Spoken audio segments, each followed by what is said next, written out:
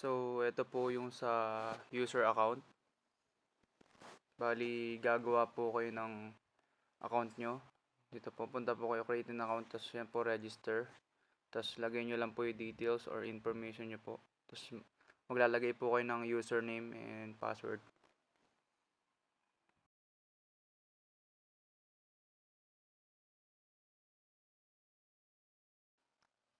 So, yun po, nakagawa na po kayo ng account nyan. Lagay nyo na po yung nagawa nyo account. Tapos, yun po.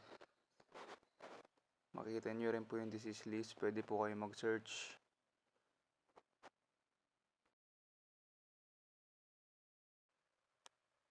Yan po, sa lot reservation naman po, pwede po kayo ng lot request. Yan po, magaan po kayo ng date. Then, pipindutin nyo lang po yung create reservation po na yan. Ayan, lalabas na po.